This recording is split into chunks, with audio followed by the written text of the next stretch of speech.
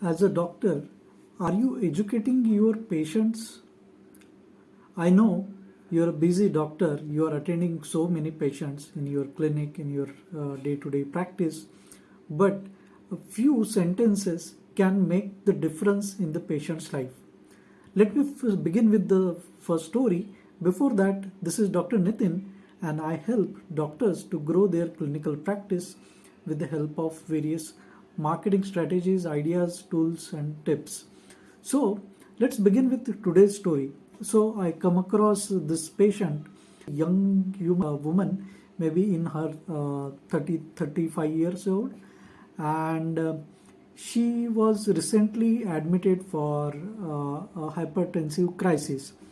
So, and it happened to be that she was not feeling comfortable. That's why she went, and she just thought, let me check my blood pressure, and suddenly she found out that she was having a blood pressure over 190.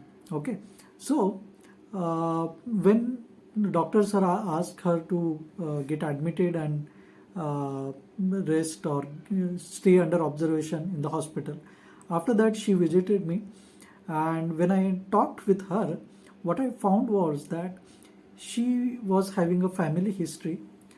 She was having two times hypertensive history, preeclampsia.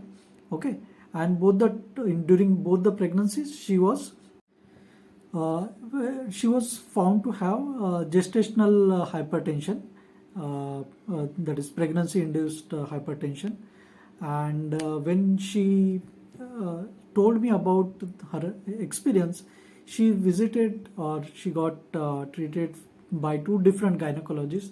Both the time she got treated for the blood pressure management, but both the incidences, the doctor never talked about the future risk of hypertensive crisis. Okay, and she never started a treatment, she never monitored that, and now suddenly she went into the hypertensive crisis. And what happened after that?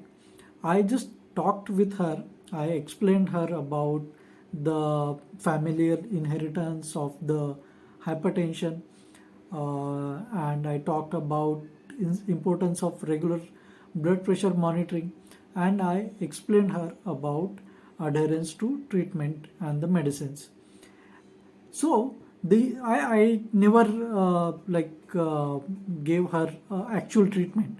I just counseled her about this treatment. She was continuing her treatment from her previous doctor. So just by explaining these 3-4 points, she started monitoring her blood pressure regularly. She is compliant to her medicines. So you can see that this simple educational activity can make a impact, especially if you are having chronic patients who are having chronic disease or chronic conditions. In those patients, diabetic, hypertensive, cholesterol, asthmatic, this kind of patient, this simple patient education can create so much impact. That impact can be seen in your clinical practice, because when that patient is compliant to your treatment, patient obviously will tell your other patients and family members that this doctor's treatment is very nice, and because of this my treatment is under control. But in fact, the treatment or the condition is under control because patient is more compliant to the therapy, patient is more compliant to the treatment, right? Your therapy, your medicine does not differentiate between one patient from another patient, but the compliance and the adherence definitely makes the significant difference. So always try to have a plan how you can educate your patients, maybe personally, or you can have a dedicated team member who can educate your patients, or maybe you can create some printed resources, or maybe you can create some video resources for your patients about the common medical conditions, how to manage them.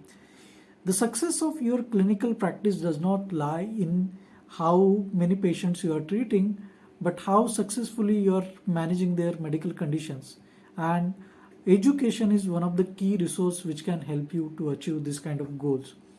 So that's all for now. If you have any questions or any concerns around this area, please let me know in the comment section. I'll definitely reply back to your questions. This is Dr. Nitin signing out. Bye bye.